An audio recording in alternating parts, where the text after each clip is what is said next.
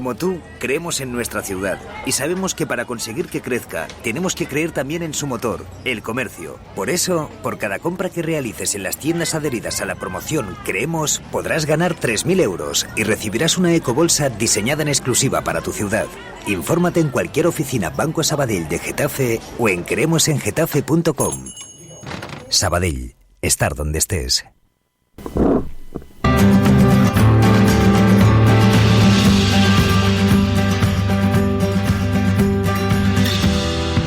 La literatura tiene su propio espacio, aquí, en Despierta Serezade.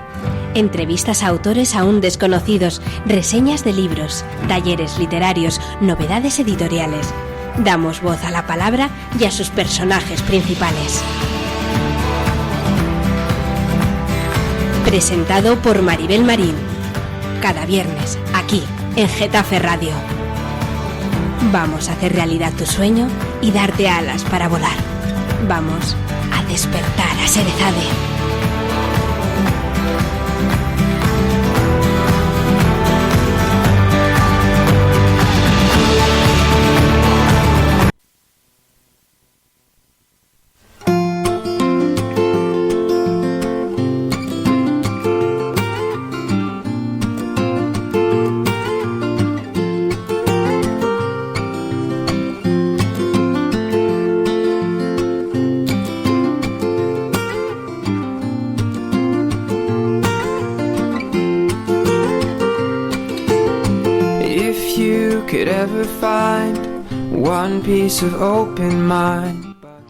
Bienvenidos a Despierta Serezade.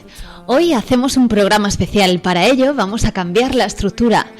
Porque uno de nuestros consejos es leer, leer y leer. Y otro es escribir, escribir, escribir. Vamos, hoy lo vamos a llevar a la práctica. Escucharemos cuáles han sido los 10 libros más leídos de la historia. Estudiaremos a un escritor con mayúsculas, Albert Camus, y su obra Los Justos. Por último, abordaremos cuáles han sido los libros prohibidos de la historia. Interesante, ¿verdad? Quedaros con nosotros. Vamos a despertar a Serezade.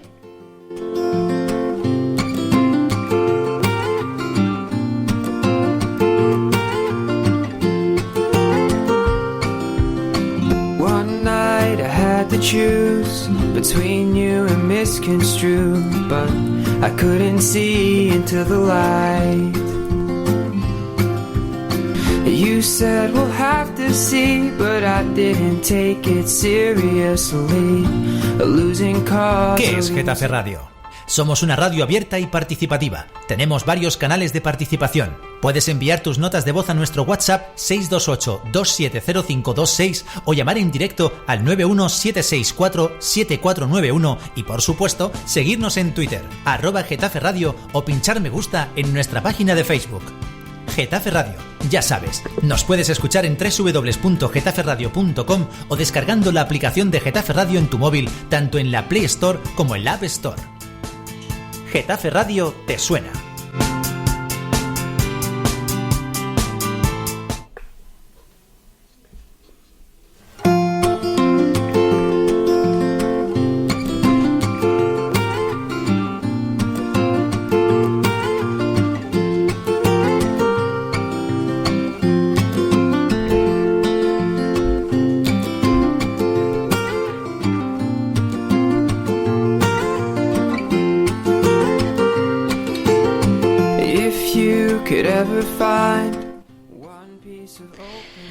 ¿Cuáles diríais que han sido los libros más leídos en toda la historia? Veamos. La Biblia puede ser uno. Las Mil y una noches, quizás. Romeo y Julieta de Shakespeare. El Quijote, El arte de la guerra. En el nombre de la rosa, quizás. Difícil elección, ¿verdad? Bueno, pues vamos a salir de dudas. Escuchad.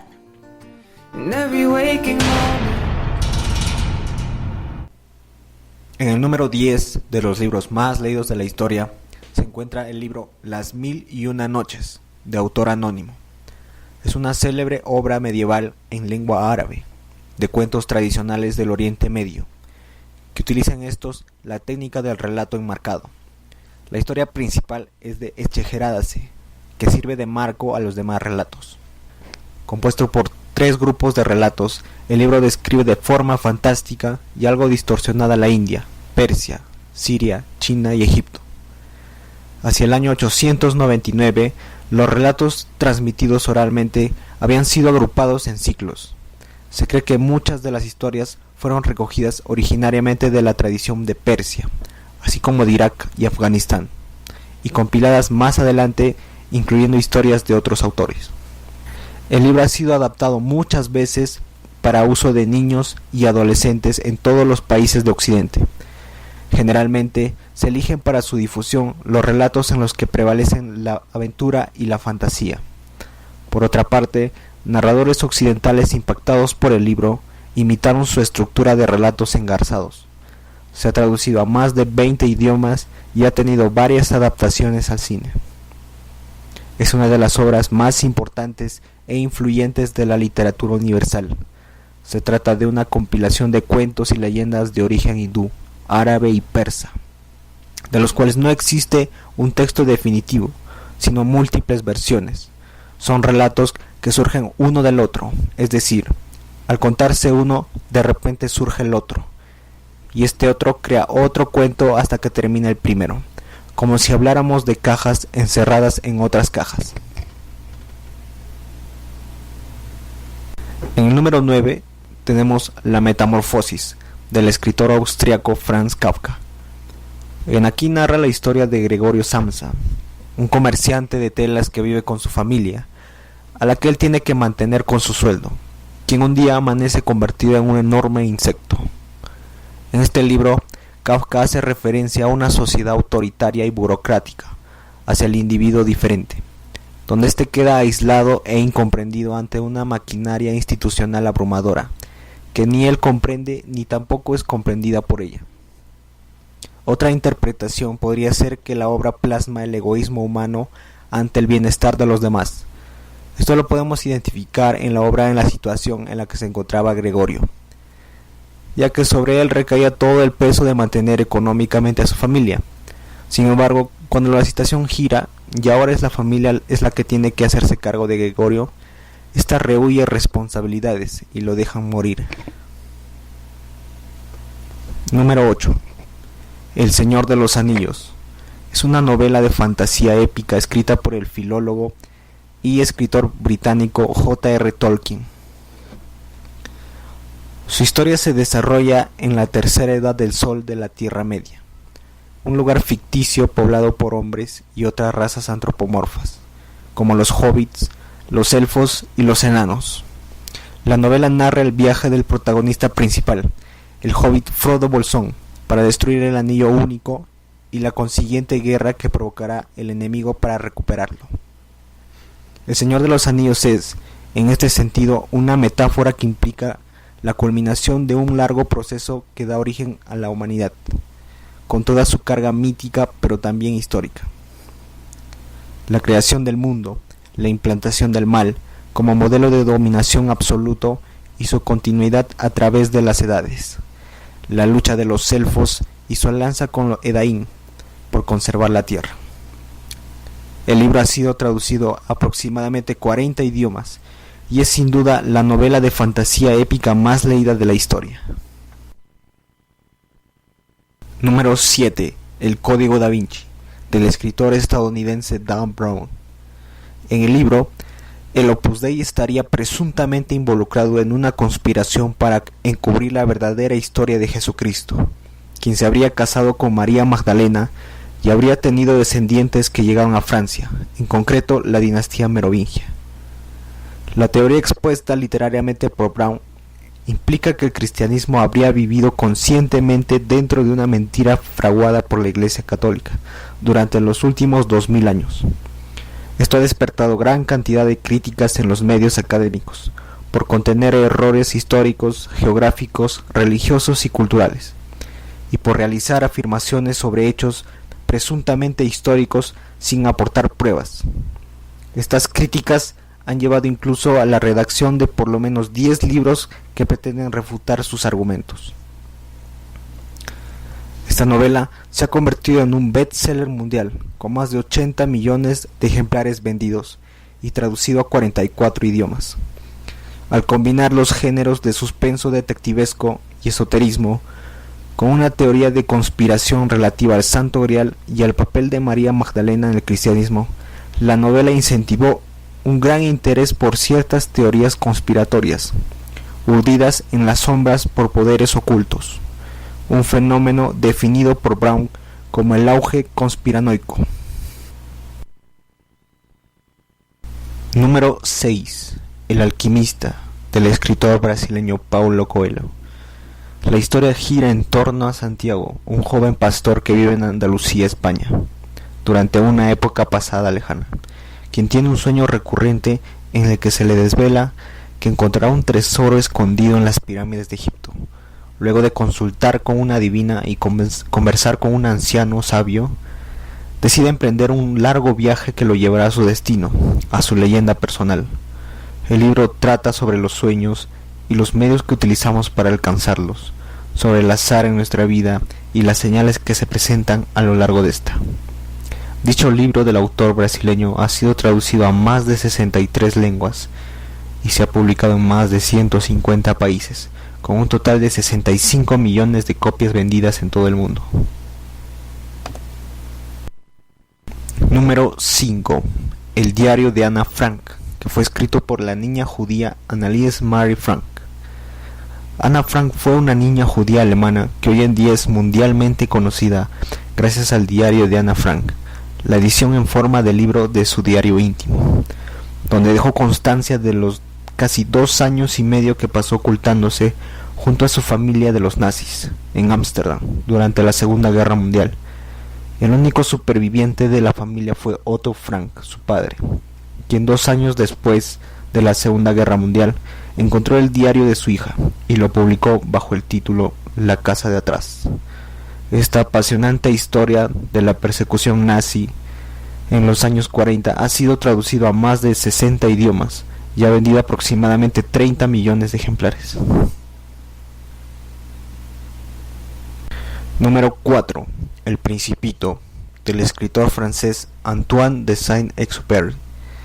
Se trata de la obra más famosa del escritor y aviador francés. Es un cuento poético que viene acompañado de ilustraciones hechas con acuarelas por el mismo autor. La historia tiene una temática filosófica, donde se incluyen críticas sociales dirigidas a la extrañeza con la que los adultos ven las cosas. El autor, en medio de una crisis personal y con la salud cada vez más deteriorada, produjo en su exilio de la guerra la mitad de los escritos por los que sería recordado, entre ellos El Principito, un relato considerado como un libro infantil por la forma en la que está escrito, pero en el que en realidad se tratan temas profundos como el sentido de la vida, la soledad, la amistad, el amor y la pérdida. El Principito se ha convertido en el libro francés más leído y más traducido de todos los tiempos.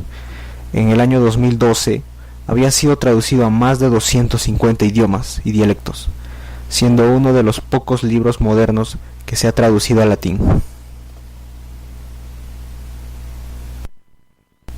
Número 3. 100 años de soledad, del escritor colombiano Gabriel García Márquez.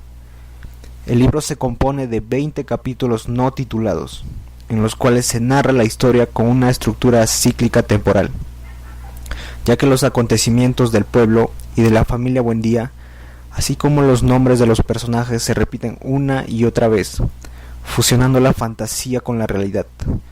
En los 3 primeros capítulos se narra el éxodo de un grupo de familias y el establecimiento del pueblo de Macondo. Desde el capítulo 4 hasta el 16 se trata del desarrollo económico, político y social del pueblo, y los últimos 4 capítulos narran su decadencia.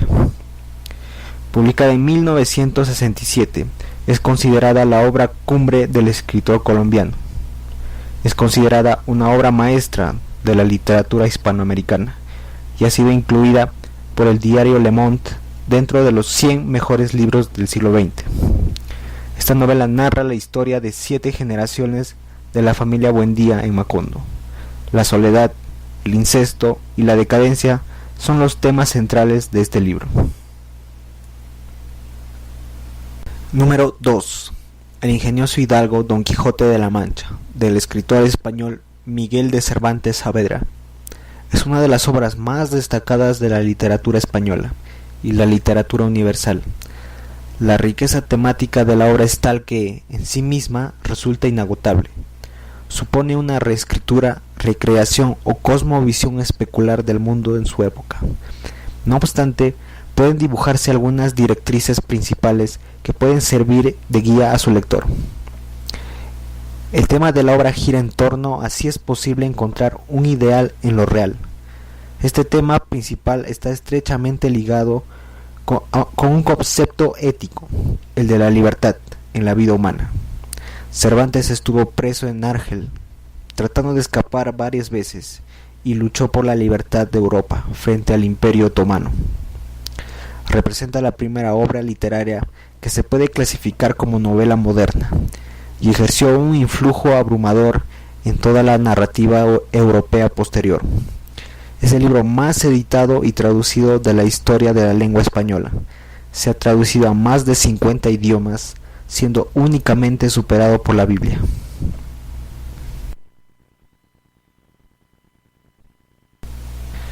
Número 1. La Biblia. La Biblia es una recopilación de textos que en un principio eran documentos separados, llamados libros, escritos primero en hebreo, arameo y griego, dividido en Antiguo y Nuevo Testamento. Narra la vida de Jesús de Nazaret, Hijo de Dios enviado a la tierra para revelar el camino de la fe y la religión cristiana. Es el libro más leído de todos los tiempos, aunque también tenemos que tener en cuenta que es el más antiguo. Se trata de la obra más traducida del planeta. Se estima que se han vendido entre 2.500 millones y 6.000 millones de ejemplares en 438 lenguas diferentes. Y estos serían los libros más leídos de la historia. Es importante que conozcamos estas asombrosas historias y aprendamos de ellas. No debemos ignorar ni dejar de lado todo el legado que es parte de la humanidad. Pues bien, hasta aquí el audio, con los 10 libros más leídos de toda la historia. Confesad, ¿alguno os ha sorprendido? Seguro. ¿Cuántos de ellos habéis leído? Y no vale la versión para niños del Quijote ni haber representado en el colegio El Principito. ¿Cuántos? Espero que alguno sí. Se aproxima el verano, las vacaciones. Podéis incluir en vuestra maleta alguno de estos y también las recomendaciones de algunos amigos que nos han escrito por Facebook. Marian Navarro nos indica El último Catón y el resto del Catón, de Matilde Asensi. Víctor Primo nos recomienda Bájame una estrella, de Miriam García Pascual. Juan Carlos Galdo, Lo que encontré bajo el sofá, de Eloy Moreno. Y Carol Dorado nos recomienda a Trudy Canavan, con sus crónicas del Mago Negro, una trilogía con el Gremio de los Magos, El Aprendiz y el Gran Lord. Por cierto, Carol Dorado está de enhorabuena porque esta noche ha sido mamá. Hasta aquí las recomendaciones y hasta aquí los 10 libros más leídos. Os dejamos unos minutitos con una canción que espero que os guste. Hasta ahora.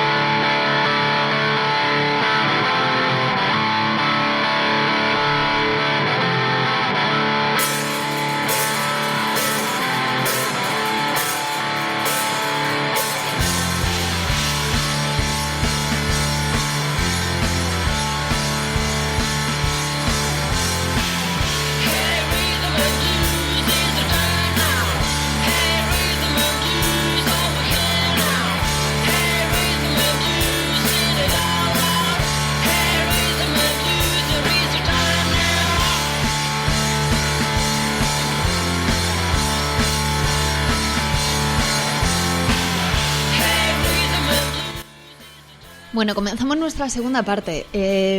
Como habéis escuchado, la canción que hemos puesto es fuerte, es potente. ¿Por qué? Porque hoy hemos cambiado, como decíamos al principio, hemos cambiado. No vamos a hacer nuestro taller literario, vamos a hacer nuestro cuaderno de aprendiz. Por eso venimos fuertes y potentes, porque vamos a descubrir un autor con mayúsculas. Cuando empezamos la aventura de Despierta Serezade, prometimos en nuestro manifiesto que descubriríamos las herramientas para completarnos como escritores, analizar y estudiar la técnica. Siguiendo ese objetivo, con la ayuda de Josep Imat, nuestro profesor de técnicas narrativas modernas, hemos abordado la estructura narrativa para crearnos nuestro propio esquema. Recurso que, como vamos viendo, es imprescindible. Hemos estudiado los diferentes tipos de narradores, primera persona, segunda, narrador observador, también los personajes, protagonistas, antagonistas, arquetipos, planos redondos, también el espacio y el tiempo, como la analepsis, la prolepsis. La semana pasada analizamos la trama y sus elementos, avances, giros, obstáculos. Es decir, queda muy poco para que completemos nuestro esquema narrativo. Sin embargo, aprovechando la ausencia de nuestro querido Josep Imat, vamos a utilizar lo aprendido hasta aquí para diseccionar una obra literaria. El esquema narrativo no solo nos sirve como herramienta de escritor, también nos sirve como herramienta de análisis de textos, de obras.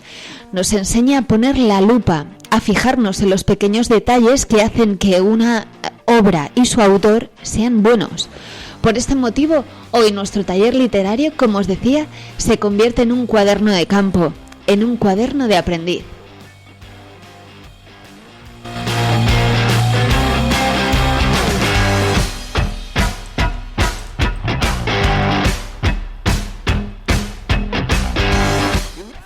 El escritor se dibujará en muchos rostros, huirá de sí mismo en otros cuerpos, se disfrazará de quien sea, cuando sea y como sea, pero seguirá siendo la piel en la que habita, por la que respira, por la que vive, por la que siente. No es alguien ajeno a este mundo ni a lo que le rodea. Estas circunstancias son las que le hacen ser quien es y no otro. Encontramos así una paleta ingente de escritores, algunos de raza, tan comprometidos como el que hoy estudiamos. Albert Camus. Hoy rendimos un pequeño homenaje al genial escritor y premio Nobel Albert Camus. Albert Camus nació en la localidad argelina francesa de Mondovì en 1913.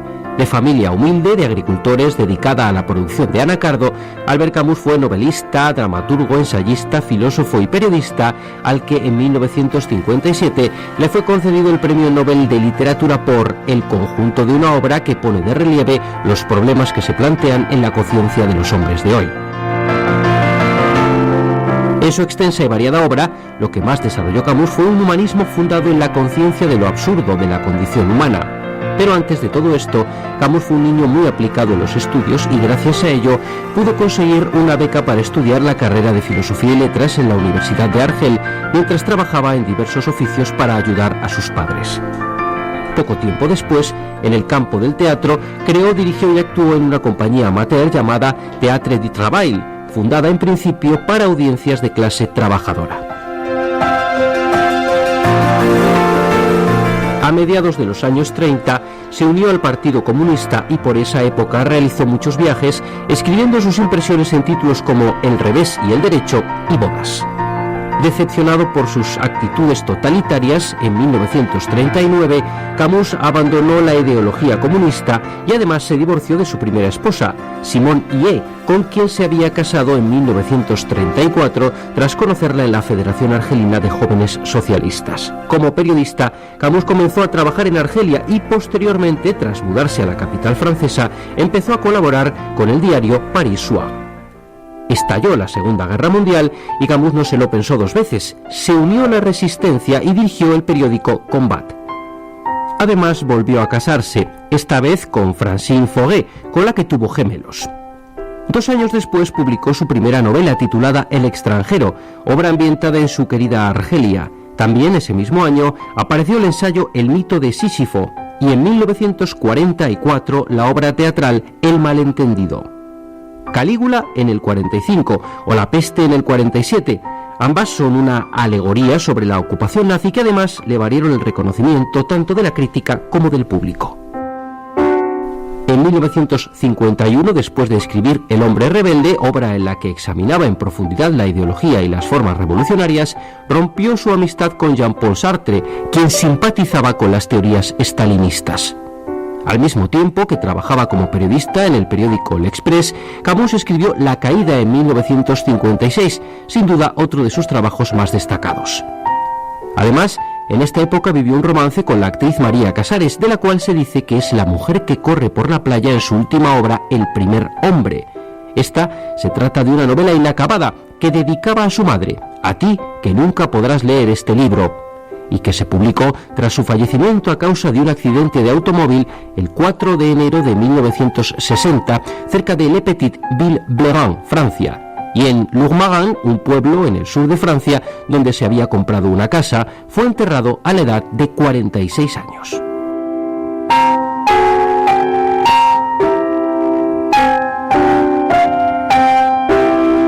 Todos llevamos en nosotros mismos nuestros suplicios y nuestros pesares, pero nuestra tarea no es desencadenarlos por el mundo, es combatirlos en nosotros mismos y en los otros.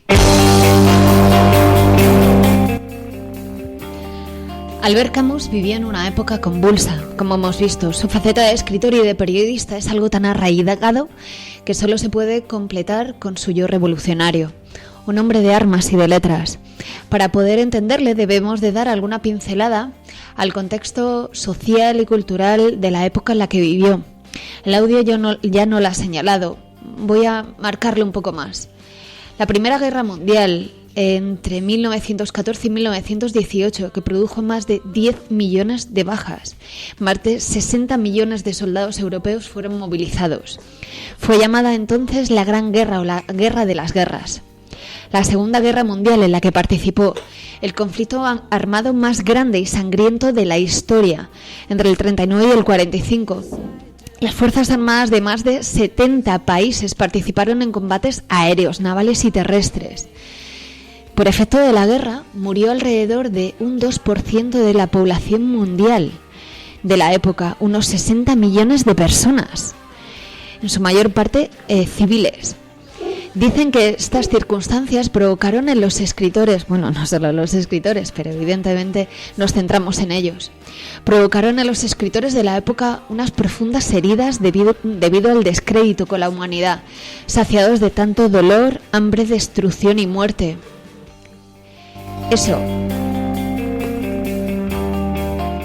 Eso se refleja perfectamente en Camus. Vamos a verlo.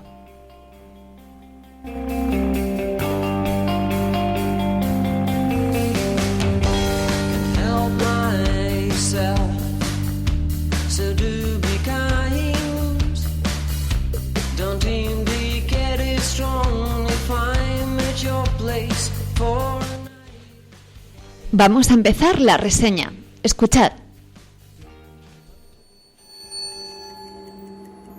El Gran Duque irá esta semana al teatro. Y ahí comprendí que no alcanzaba con denunciar la injusticia. Era necesario dar la vida para combatirla. Yo quiero arrojar la bomba. Yo no la arrojo y tengo que esperar acá. La disciplina es tuya. Yo no soy enemiga de usted. Sí que lo es. Lo es, como todo lo de su raza y de su clan. Yo acepté matar para derrotar el despotismo.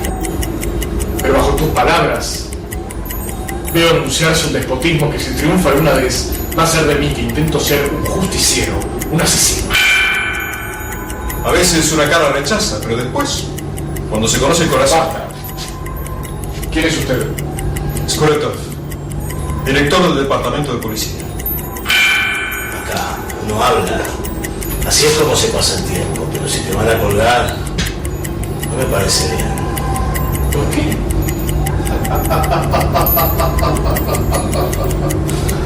Vamos, viejo. Habla. El hombre no vive solamente de justicia. Si le roban el pan, ¿de qué van a vivir sino de justicia? De justicia y de inocencia. Por favor, al menos rece conmigo. Aún en la destrucción hay un orden, Stepan, y hay límites. ¡No hay límites! La verdad es que ustedes no creen en la revolución.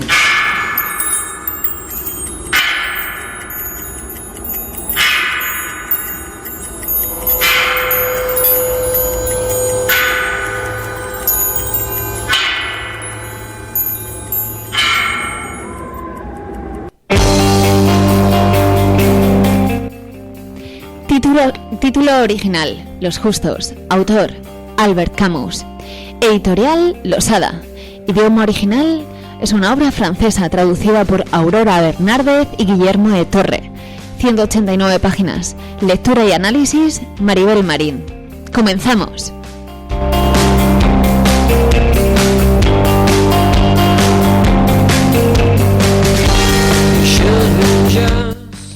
Impresión general de la obra. La impresión general de la obra, en ello tenemos que decir si cautiva, si hay personajes originales, un marco exótico, novedoso, reflexivo. Es una parte muy subjetiva.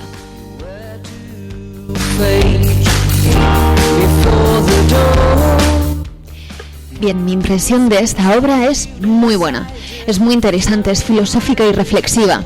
El desarrollo de la acción hace despertar al lector, incomodarle, hace que se cuestione qué haría si estuviera en la piel de los protagonistas. Sin duda, esto es lo más brillante, cómo el autor refleja la intensidad de los sentimientos de cada uno de los personajes y la forma de enfrentarlos. Al principio parece una crítica al despotismo, ya que el marco de la acción es un atentado. Lo es, pero tiene muchos matices, se convierte rápidamente en un conflicto moral. Al ser una obra de teatro, no hay preámbulos, la acción se desarrolla rápidamente, presentando a través del diálogo unos personajes que se debaten entre sus miedos e inseguridades y el sentido del deber. Camus explora lo más arraigado de la condición humana, el bien y el mal, la realidad o la utopía, la individualidad del ser, el amor, la fe, la justicia, el existencialismo. Don't indicate it strongly, find at your place for a night, a vicious way.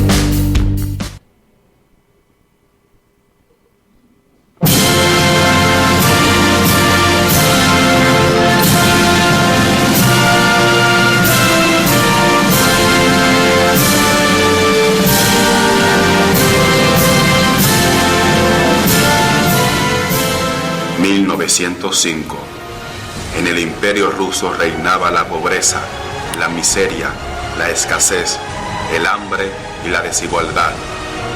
El pueblo se manifestó en contra de las políticas del zar. Cientos de miles de personas marcharon y las tropas del tirano gobernante asesinaron a todos los que se oponían al régimen zarista. Ese domingo sangriento desataría una revolución por la justicia. Somos hermanos, confundidos unos con otros. Matamos para construir un mundo en el que nadie mate nunca más. Los asesinos no lo saben. Si lo supieran, ¿cómo podrían matar? Todos los hombres adoptan el mismo tono para hablar de la justicia. Siempre he tenido miedo. El riesgo es el mismo para todos. Los que aman de verdad a la justicia no tienen derecho a la muerte. La tierra se ha hecho para los marines. Os dejo hablar a pesar de la consigna, así que no hables tan alto. El terror no es para los delicados. Si una idea no llega a matar niños, merece entonces que se mate a un gran duque.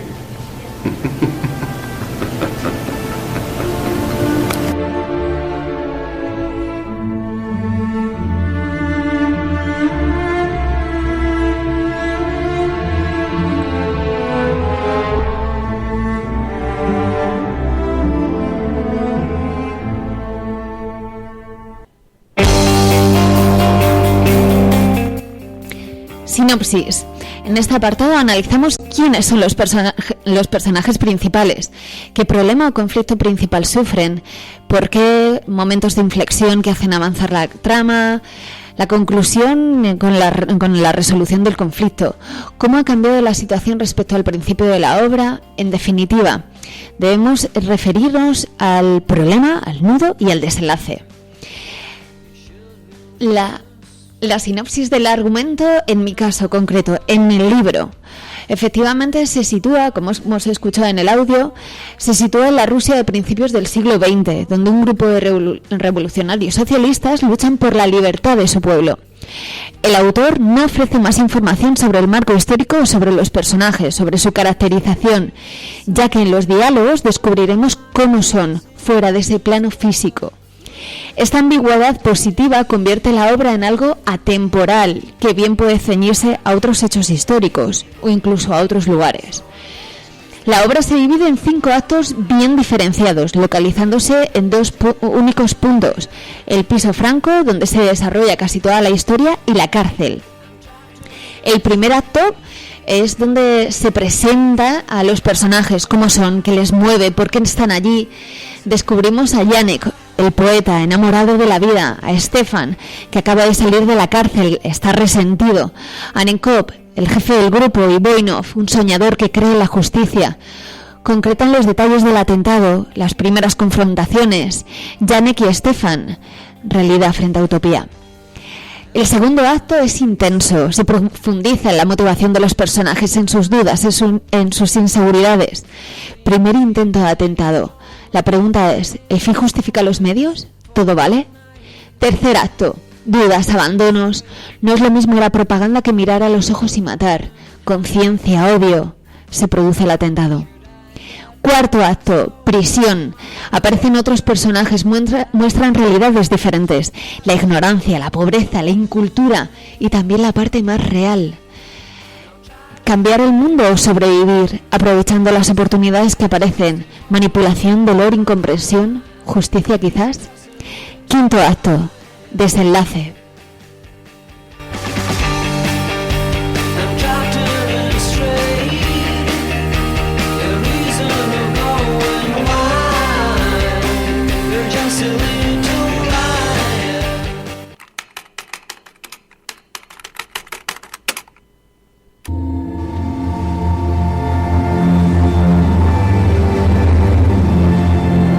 Es él.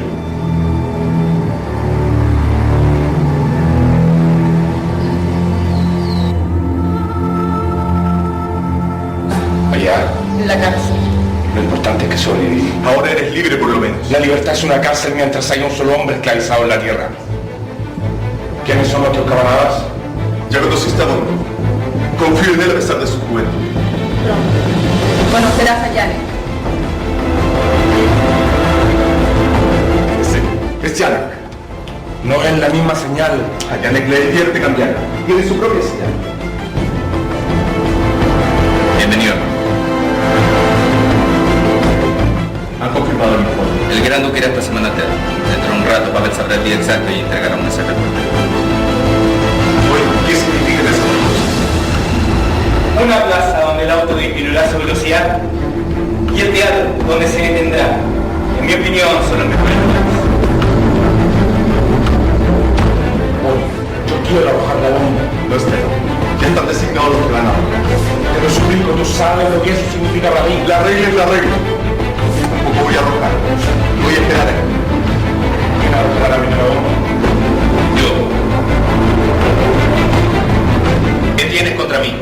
No me gustan los que entran en la revolución porque se aburren. ¿Quién te dijo que me aburría? No sé. No confío en ti.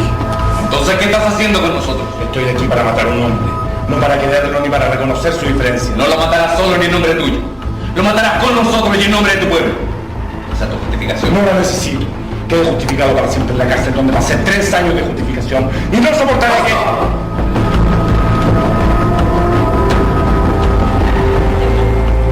¿Me amas con ternura? Nadie te amará nunca. Entonces di que sí. Si lo piensas, que sí, tranquilo. Sí, frente a la justicia, delante de la miseria y del pueblo encadenado. Sí, sí te lo ruego. A pesar de la agonía de los niños, a pesar de los ahorcados y de los azotados. Basta, Lola. No. Que una vez por lo menos hace el corazón. Espero que me hables a mí. Ahora. ¿No me conoce? Yo a usted sí lo conozco. Es muy famoso, ¿lo sabía? Váyase. Yo pedí no ver a nadie. La misma voz que él. Todos los hombres adoptan el mismo tono para hablar de la justicia. Él decía, esto es justo, y los demás tenían que callar. Tal vez él se equivocaba. Tal vez. Tú también te equivocas. Lo mataremos, ¿verdad? Todo el mundo sabrá que el Gran Duque fue ejecutado con una bomba por el grupo de combate al Partido Socialista Revolucionario para acelerar la liberación del pueblo. la corte imperial. Sabrá también que estamos decididos a ejercer el terror hasta que la tierra sea restituida. Está todo listo.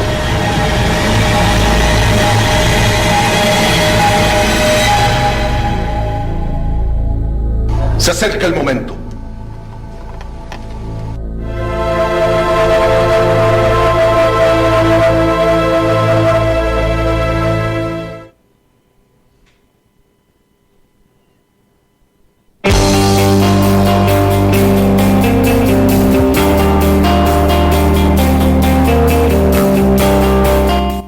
Intenso, ¿verdad?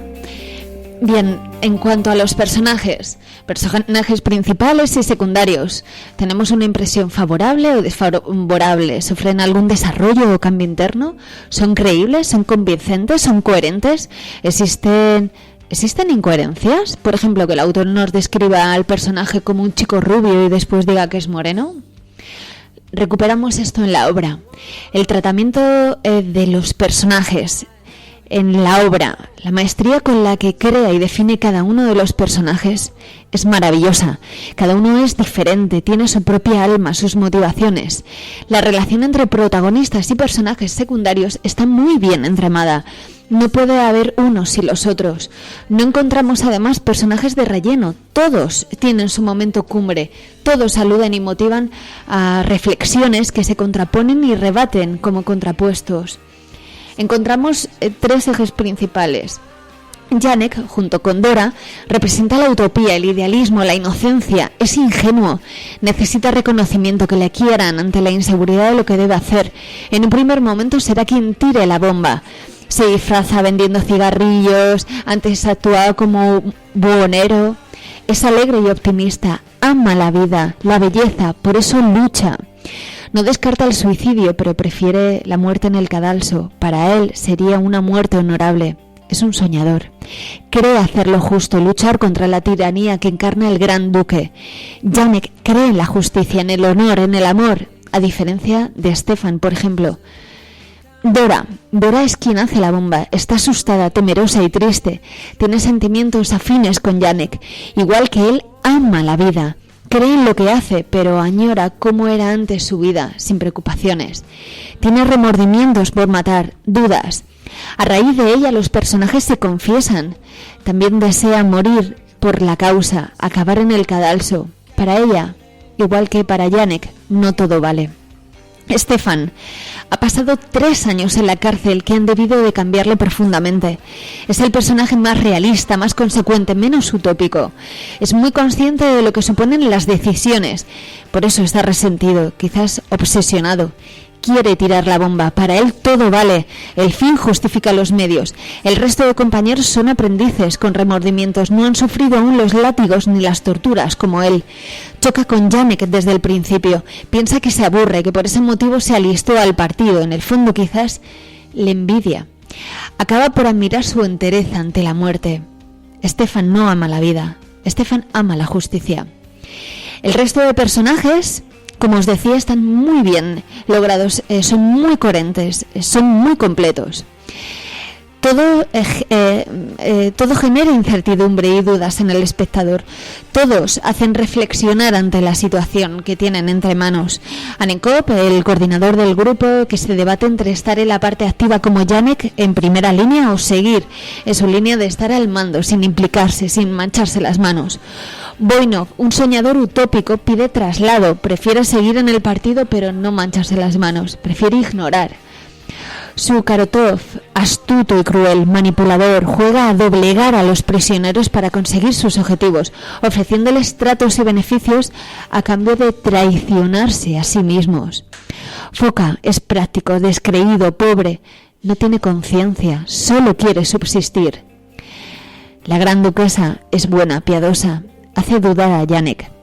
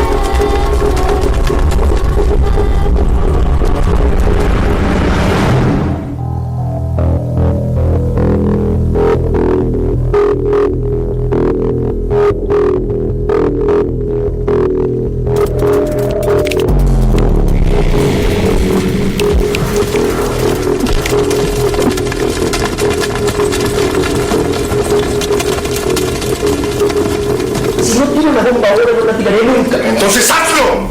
Esteban, primero cigarrillo. ¡No se maten por nada! ¿Qué hagas? Aquí nadie comparte tu opinión. ¿Tú arrojarías una bomba así, con los ojos abiertos, a quemarropa sobre un niño? Estoy hecho para la acción revolucionaria. ¿Y si los niños siguen estando? Entonces empezaremos una nueva oportunidad. ¿Quién sabe de qué estás hablando ahora? ¿Qué pasa? Somos policías y hemos elegido serlo. El gran duque irá al teatro mañana. Tiene que estar todo preparado. ¡Ataque!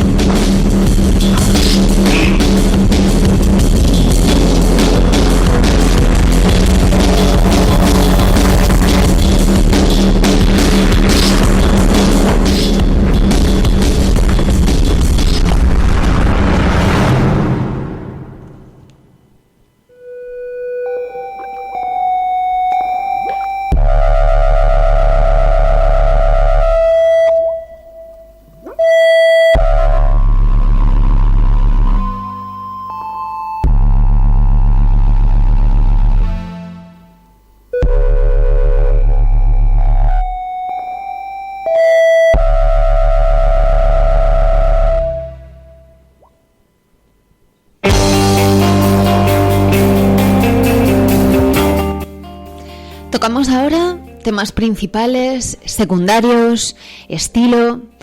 Temas principales y secundarios. ¿Cuál es la idea que pretende trasladarnos el escritor? ¿Reflejar una realidad? ¿Sorprender con su estilo? ¿Cuál es el tema? ¿Están bien tratados? ¿Son temas originales? ¿Se entienden? ¿Son coherentes con las acciones de los personajes y encajan dentro del argumento? Camus, utilizando el hilo argumental del contexto histórico, se sitúa la lucha por la justicia y la libertad, donde el existencialismo cobra mayor relevancia a los personajes a raíz de sus conflictos morales, en los que representa la individualidad del ser o la generalidad, la ética o la supervivencia, el amor o la creencia en que se puede cambiar las cosas. El autor también señala cómo afectan nuestras propias decisiones en los demás. La pregunta final es, ¿el fin justifica los medios? En cuanto al lenguaje y al registro, ¿sirve el narrador para acercar la historia al lector o la aleja? ¿Las descripciones y los diálogos son creíbles? ¿Hay muchos, pocos? ¿Son demasiado largos? ¿Están bien encadenados? ¿Ofrecen una imagen nítida de los personajes? En cuanto a la obra, es brillante y muy cuidada, está correctamente escrita, pertenece al género del teatro, siendo un híbrido entre filosofía, existencialismo quizás, y el marco histórico-político con que el autor hilvana la acción y la evolución de los personajes. Como técnica literaria hay que señalar que está muy bien estructurada en cinco actos, correspondiendo al primero como presentación de los personajes e historia, el segundo y el tercero corresponden al nudo, el cuarto y el quinto son el desenlace. El autor equilibra en todo caso la tensión desde el inicio de la obra hasta el final. Los personajes se muestran consecuentes, coherentes con sus pensamientos y acciones. Hay una coherencia palpable. Por último, comentar sobre el registro, que utiliza un tono formal.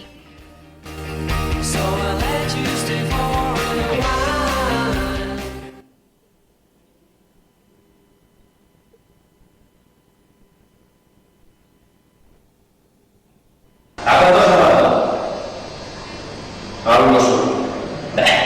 Eso no es nada.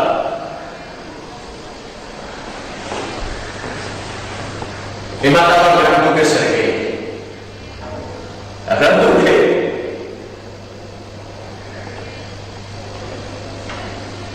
Buena cantidad, tío. Eso es grave. Es grave. Que no era necesario. ¿Pero por qué? Porque vivías en la corte. Un lío de falda. Guapo como eres. Soy socialista. ¡Más! ¡Soy socialista revolucionario! ¿Pero qué necesidad tenía que ser eso que dices? Si te hubieses quedado tranquilo todavía es todo bien. Nada, la tierra está hecha para los marines. La tierra está hecha para ti. Hay demasiada miseria, demasiados crímenes. miseria que dame los crímenes. Además, si la tierra fuese libre, tú no estarías aquí. Sí y no. Libre o no, nunca es bueno dar un trago de gas. Nunca es bueno. Pero se bebe porque a uno le humilla.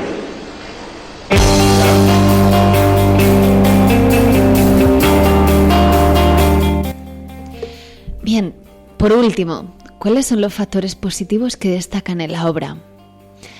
Deciros que los diálogos son brillantes, coherentes con cada personaje y con la situación que viven, desarrollando y exponiendo sus conflictos morales, sus pensamientos y sentimientos. Son muy intensos. Permiten identificar a cada uno, incluso mostrar la cara más humana de una situación cruda y violenta en la que el autor magistralmente señala sus diferentes puntos de vista. No solo los señala, sino que hace que el lector vaya cambiando de uno a otro. Destacable es la complejidad de los sentimientos de cada personaje y la forma de señalar todos los puntos de vista a la vez. La aceptación sin remordimientos de Foca, la inseguridad de Janek, la tristeza de Dora, la rabia de Stefan o el dolor y la compasión de la duquesa. Factores negativos quizás puede ser la densidad de algún diálogo, pero poco más.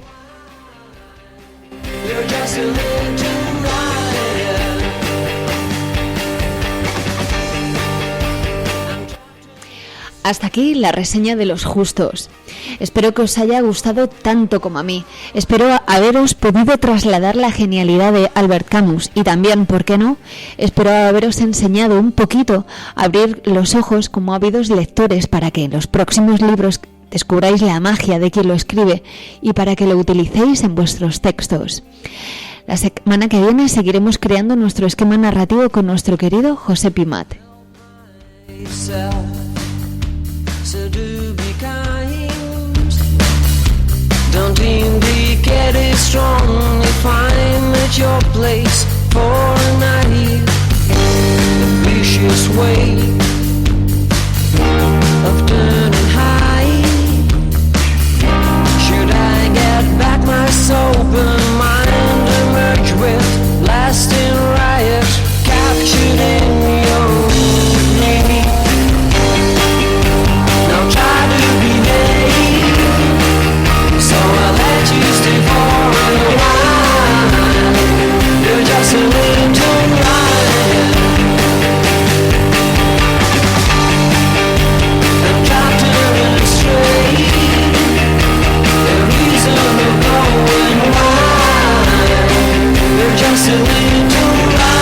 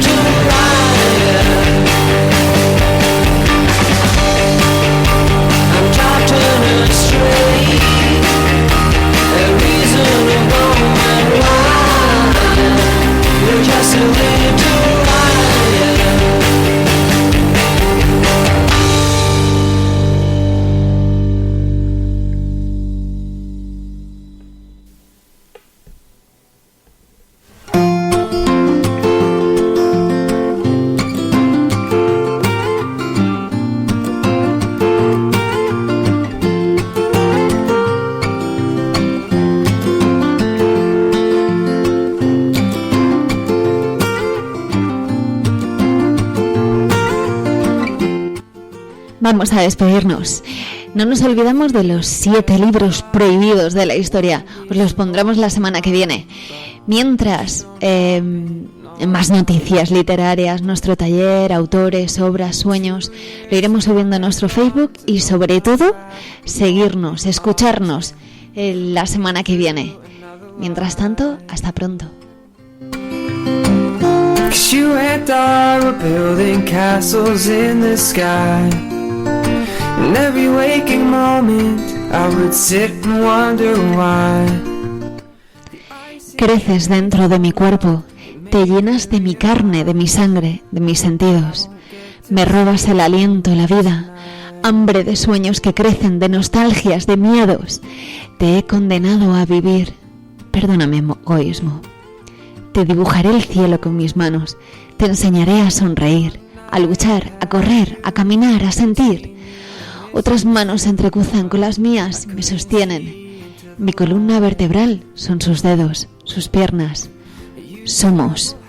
No hay fronteras que nos separen, no hay mundo demasiado grande, solo un pensamiento pequeño, y este lo condeno al exilio por una palabra de tus labios. Mamá.